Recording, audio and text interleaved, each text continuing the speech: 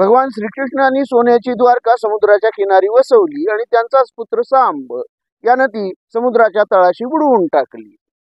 आणि तोच सांब यदुवंशाच्या अंतासाठी कारण सुद्धा ठरला. दैव दुर्विलास, दुसरं काय. पित्यानं निर्माण केलं, पुत्रानं नष्ट केलं. नीतीचा अजब क्रूर न्याय म्हणावा लागेल. भगवान श्रीकृष्णांनी ज्यावेळी समुद्रकिनारी सोन्याची द्वारका वसवली त्याच वेळी त्यांनी तिच्या अंताची वेळ नियोजित करून ठेवली होती की काय कोण जाणे. कदाचित तसंही असेल. आणि खर तर द्वारकेची अवस्था परिस्थिती ज्यावेळी ती बुडाली त्यावेळी ती समुद्रामध्ये बुडून जावी, ती नष्ट व्हावी अशीच झालेली होती. असं घडलं होतं तरी काय हे समजून घेण्यासाठी श्रीकृष्ण पुत्र सांब याची संपूर्ण कथा समजून घ्या आणि हे समजून घ्या. सांब हा भगवान श्रीकृष्ण आणि जांबवती यांचा पुत्र. त्याचा जन्मच मुळी भगवान शंकरांच्या कृपा आशीर्वादाने झालेला. भगवान शंकर रुद्र रूप धारण करून विनाशाचं तांडव नृत्य करणारे भगवान शंकर आणि त्यांच्या विनाशक शक्तीचा काही अंश सांब याच्यामध्ये सुद्धा उतरलेला होता. आणि ज्यावेळी भगवान शंकरांनी भगवान श्रीकृष्णांना सांब याच्या जन्माचा आशीर्वाद दिला, ते वरदान दिलं, त्यावेळी भगवान शंकर श्रीकृष्णापुढं प्रकट झाले होते ते त्यांच्या अर्धनारीश्वर या रूपामध्ये, शिव आणि शक्ती या रूपामध्ये. आणि पुढं सांब सुद्धा तरुणपणी स्त्रीवेश धारण करतो आणि स्त्रीप्रमाणे प्रसूत सुद्धा होतो. अर्थात तो जन्म देतो तो कुठल्या मानवी अपत्याला नव्हे, पण या संबंधीची कथा पुढे येणारच आहे. सांब हा जन्मल्यापासून खोडकर होता, खोडकर स्वभावाचा होता.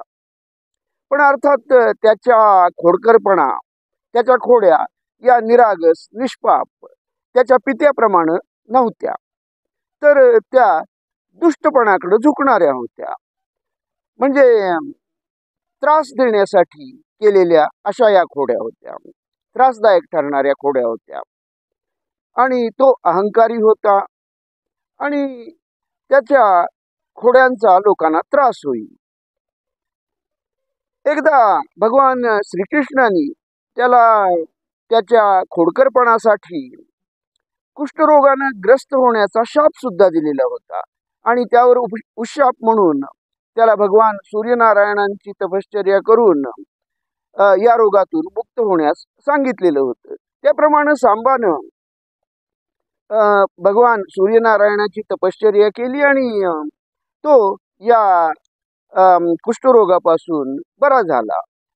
पण त्याचा खोडकरपणा काही गेला नाही.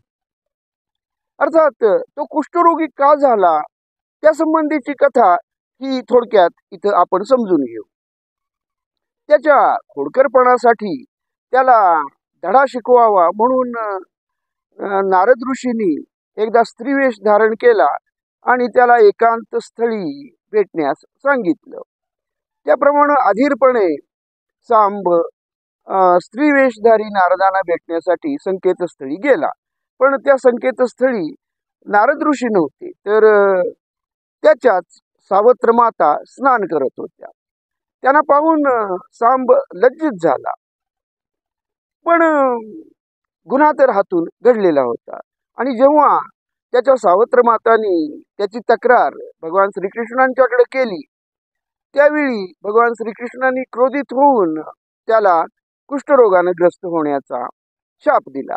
अर्थात आधीच म्हटल्याप्रमाणे या रोगामधून, कुष्ठरोगामधून तो भगवान सूर्यनारायणांच्या कृपेनं बरा झाला, पण त्याचा खोडकरपणा मात्र नाहीसा झाला नाही. त्याचा अहंमन्यपणा, गर्विष्ठपणा, उद्धटपणा तो काही कमी झाला नाही आणि तो आतताई स्वभावाचा होता.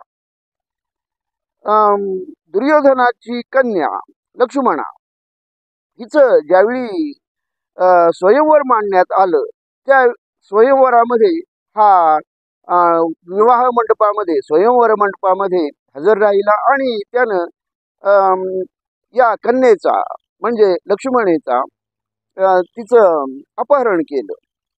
आता तिचं अपहरण केल्यानंतर अर्थातच तो तिला घेऊन जात असताना कौरव योद्ध्यांनी त्याच्यावर आक्रमण केलं. आक्रमण केल्यानंतर तो शूरपणे लढला सुद्धा, पण शेवटी जरी त्यानं अनेक कुरुयोद्ध्यांना पराभूत केलं असलं तरी सुद्धा कौरव योद्ध्यांनी त्याचा नंतर पराभव केला, कारण तो एकाकी होता आणि त्याला बंदी बनवलं आणि कारागृहामध्ये डांबलं. त्यानंतर अर्थात बलरामांच्या मध्यस्थीनं त्याची सुटका करण्यात आली आणि दुर्योधनानंही आपल्या कन्येचा विवाह सांबाशी करून दिला. पण बलाढ्य कुरु वंशातील एका कन्येचं अपहरण करण्याचा सांबाचा हा आतताई असा प्रकार हा शहाणपणाचा होता असं मुळीच म्हणता येणार नाही. आणि पुढं तर सांबाचा हा गर्विष्ठपणा, उन्मत्तपणा हा वाढीसच लागला आणि त्याच्या मित्रांचाही. अर्थात यामध्ये फक्त तेवढेच लोक सामील होते असं नाही.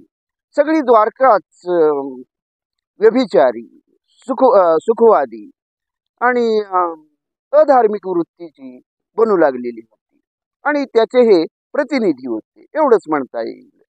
एकदा भगवान श्रीकृष्णांना भेटण्यासाठी ज्यावेळी दुर्वास ऋषी आणि इतर ऋषी विश्वामित्र, वशिष्ठ, नारद हे ऋषी भगवान श्रीकृष्णांना भेटण्यासाठी आले असता सांब आणि त्याचे मित्र यांनी एक दुष्टपणाची खोडी केली. सांबानं या ठिकाणी एका गर्भवती तरुणीचं रूप घेतलं, वेश घेतला, स्त्रीचा वेश घेतला आणि त्याचे मित्र दुर्वास ऋषींच्याकडं या स्त्री वेशधारी सांबाला घेऊन गेले आणि त्यांनी विचारलं की ही कन्या गर्भवती आहे, तरी ही कन्येला जन्म देईल की पुत्राला जन्म देईल ते आपण सांगावं. अर्थात दुर्वास ऋषी हे त्रिकाल ज्ञानी होते, अंतर्ज्ञानी होते. त्यांनी या लोकांचं हे कपट कारस्थान लगेच ओळखलं आणि त्यांच्या लक्षात आलं की हे युवक हे अधार्मिक वृत्तीचे आहेत आणि त्यांचा थोरा मोठ्यांच्या बद्दल, ऋषीमुनींच्या बद्दल त्यांना मुळीच आदर वाटत नाही. आणि अशा युवकांनी आपल्या समोर येऊन आपली परीक्षा बघण्याचा प्रयत्न करावा याचा त्यांना क्रोध आला आणि त्यांनी सांबाला असा शाप दिला की ही कन्या निश्चितच प्रसूत होईल, ती जन्म देईल, पण ती मानवी बालकाला जन्म देणार नाही, तर ती एका वज्र रूपी वज्राच्या गदेला, लोखंडी गदेला, अत्यंत कठीण अशा लोखंडी गदेला ती जन्म देईल आणि या गदेमुळंच यदुवंशाचा नाश होईल.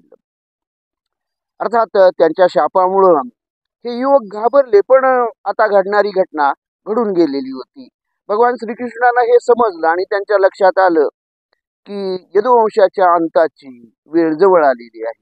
गांधारीचा शाप खरा ठरण्याची वेळ जवळ आलेली आहे आणि द्वारकेचा नाश होण्याची, द्वारका समुद्रात बुडून जाण्याची वेळ सुद्धा जवळ आलेली आहे. आपल्या अवतार समाप्तीची वेळ सुद्धा जवळ आलेली आहे, कारण द्वापार युगाच्या समाप्तीची ही सूचना आहे. कारण संपूर्ण द्वारकावासीच असे व्यभिचारी, भ्रष्ट, उन्मत्त आणि कुणाचाही आदर न करणारे असे बनत चाललेले होते. ही येणाऱ्या कलियुगाची एक चाहूल होती असं म्हटलं तरी चालेल. आणि सांबाच्या या कृतीनंतर, त्याला शाप मिळाल्यानंतर द्वारकेचा राजा उग्रसेन याने द्वारकेमध्ये मदिरापानास पूर्णपणे बंदी केली, पण त्याचा फारसा काही परिणाम झाला नाही. द्वारकेमध्ये त्यानंतर उंदरांचा मोठ्या प्रमाणावर सुळसुळाट झाला. निद्रिस्त लोकांच्या केसांना सुद्धा ते ओढू लागले, ते कुरतडू लागले. द्वारकेमध्ये रोगराई पसरू लागली आणि स्त्रिया व्यभिचारी झाल्या, पुरुष व्यभिचारी झाले आणि एकूणच द्वारकेची परिस्थिती दिवसेंदिवस बिघडू लागलेली आहे हे भगवान श्रीकृष्णांच्याही लक्षात आलं. रात्रीच्या अंधारामध्ये भयसूचक आकृत्या दिसू लागल्या, अपशकुन घडू लागले आणि ह्या सर्व प्रकारांना कदाचित आपला पुत्रही जबाबदार असेल हे जरी श्रीकृष्णांनी मान्य केलं असलं तरी आता ती वेळ जवळ येत चाललेली होती. त्यानंतर हा शाप मिळाला. शाप मिळाल्यानंतर, दुर्वास ऋषींचा शाप मिळाल्यानंतर सांबानं खरोखरच एका गदेला जन्म दिला, लोखंडी गदेला जन्म दिला. या गदेचा जन्म झाल्यानंतर त्या गदेचं अत्यंत बारीक असं चूर्ण करून ते समुद्रामध्ये फेकून द्यावं असं उग्रसेनानं सांगितलं. त्याच्या आदेशाप्रमाणे गदेचं चूर्ण करून ते समुद्रामध्ये फेकून देण्यात आलं. पण समुद्राच्या लाटांनी ते परत किनाऱ्यावर आणून टाकलं आणि ते चूर्णच बीज झालं आणि त्यामधून अत्यंत धारदार अशी लोखंडाच्या पोलादी पात्यांची अशी पानं असलेलं गवत उगवलं. द्वारकावासियांना वाटत होतं की गदेचं चूर्ण करून आपण समुद्रात फेकून दिल्यामुळं आपल्यावरील संकट टळलेलं आहे. पण त्यांच्यावरचं संकट प्रभास क्षेत्री समुद्र किनाऱ्यावर जंगल होऊन, अरण्य होऊन वाढत चाललेलं होतं आणि त्या गदेचं चूर्ण करत असतानाच एक लोखंडाचा लहानसा तुकडा शिल्लक राहिलेला होता. तो सुद्धा द्वारकावासियांनी समुद्रामध्ये टाकून दिलेला होता. पण तो तुकडा एका माशानं गिळलेला होता आणि त्या माशाला जरा नावाच्या एका पारध्यानं पकडलेलं होतं आणि त्याचं पोट चिरल्यानंतर त्याला तो लोखंडी तुकडा सापडला, तो त्यानं आपल्या बाणाचं टोक करण्यासाठी वापरलेला होता. आणि त्यानंतर आता या घटना अशा घडत असताना एक वेळी भगवान श्रीकृष्णांनी द्वारकावासियांना सांगितलं की त्यांनी प्रभास क्षेत्री तीर्थ यात्रेसाठी समुद्र स्नान करण्यासाठी जावं. त्याप्रमाणे सर्व यादववंशी प्रभास क्षेत्री समुद्र किनाऱ्यावर गेले. तिथं त्यांनी यथेच्छ मदिरापान केलं आणि मदिरापान केल्यानंतर ते आपली शुद्ध हरपले आणि आपली जुनी उणी दुणी काढू लागले आणि अशी जुनी उणी दुणी काढून एकमेकाशी भांडू लागले. त्यांचं भांडण हळूहळू विकोपाला गेलं, शब्दावरून शस्त्रांच्याकडे गेलं. आता अर्थातच त्यांच्याकडे शस्त्र नव्हती, पण म्हणून त्यांनी काय केलं तर समुद्रकिनारी उगवलेलं गवत उपटून त्या गवतानं ते एकमेकांना मारू लागले. पण अर्थातच हे गवत धारदार पात्यांच्या तलवारीसारखी पानं असणारं गवत होतं आणि त्यामुळं हे यादव रक्तबंबाळ होऊ लागले, मूर्छित पडू लागले, मरू सुद्धा लागले. पिता पुत्राला, पुत्र पित्याला, मित्र मित्राला असे युद्ध, असं मारामारी प्रभास क्षेत्री यादवांच्या मध्ये सुरू झाली आणि गांधारीच्या शापाप्रमाणेच हे सर्व यदुवंशी आपापसात युद्ध करूनच मरून पडू लागले आणि हे सर्वच्या सर्व मग तिथं त्यांचा अंत झाला. त्याचवेळी भगवान श्रीकृष्ण सुद्धा स्वतः अरण्यामध्ये अत्यंत निर्जन अशा स्थानी गेले आणि एका झाडाखाली ते निद्रेसाठी पहुडले आणि ते पहुडले असता जरा नावाच्या या पारध्यानं, ज्यानं त्या गदेचाच बाण, आपल्या बाणाला ते टोक वापरलेलं होतं, त्या जरा नावाच्या पारध्यानं भगवान श्रीकृष्णांच्या तळपायावर बाण सोडला त्यानं अर्थातच मृगाचं मुख समजून हा बाण सोडलेला होता, पण हा बाण प्रत्यक्षात भगवान श्रीकृष्णांच्या तळपायाला लागला आणि ते निमित्त करून भगवान श्रीकृष्णांनी आपल्या देहाचं विसर्जन केलं. त्यांनी आपली अवतार समाप्ती केली. द्वापार युगाचा अंत झाला. आणि त्यानंतर द्वारकेमध्ये जे वृद्ध बालक स्त्रिया, असहाय्य अशा स्त्रिया उरलेल्या होत्या, त्यांना भगवान श्रीकृष्णांच्या आदेशाप्रमाणे आधीच अर्जुनानं हस्तिनापुराकडं प्रवास करायला त्यांना घेऊन सुरुवात केलेली होती. आणि त्यांनी द्वारका सोडल्यानंतर समुद्राच्या लाटा द्वारकेमध्ये घुसल्या आणि त्यांनी द्वारकेला समुद्र तळाशी त्या घेऊन गेल्या. अशा प्रकारे एका प्रकारे सांबाच्या कृतीमुळेच यदुवंशीयांचाही अंत झाला आणि द्वारका सुद्धा समुद्रामध्ये बुडून गेली. आणि खर तर भगवान श्रीकृष्णांच्या अवतार समाप्तीसही तोच एक परीनं कारणीभूत ठरला असं म्हणावं लागेल. आणि याप्रमाणे सांब हा यदुवंशीय आणि द्वारका यांच्या अंतासाठी कारणीभूत ठरला. आता या कथेचा एक अत्यंत चिरकाल टिकणारा असा एक बोध आहे. तो बोध असा की द्वारकावासियांनी, यदुवंशीयांनी आपल्या पुढल्या पिढ्यांना धनसंपत्ती, विपुल धनसंपत्तीचा वारसा दिलेला होता, पण थोरा मोठ्यांचा आदर करणं आणि धर्मावर श्रद्धा ठेवणं, ऋषीमुनींचा आदर करणं आणि सुखलोलुपता न दाखवता कष्ट करणं, हे जे संस्कार या पुढल्या पिढीवर असायला हवे होते, ते मात्र करायला यदुवंशीय पाठीमागील पिढी चुकलेली होती, ते विसरलेले होते असं म्हणावं लागेल.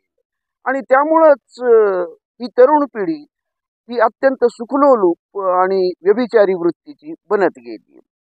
थोडक्यातच असं म्हणता येईल की ज्यावेळी आपण पुढील पिढ्यांना धनसंपत्तीचा वारसा देतो, तो देऊ नये असं नाही, पण धनसंपत्तीचा वारसा, भौतिक संपत्तीचा वारसा देत असतानाच चिरकाल टिकणाऱ्या संस्कृतीचा, संस्कारांचा तोही वारसा आपण दिला पाहिजे. आणि जर तो दिला नाही तर संपूर्ण कुळाचा नाश होण्याची भीती असते आणि द्वारकेसारखी आपली संस्कृती बुडून जाण्याची भीती असते. धन्यवाद.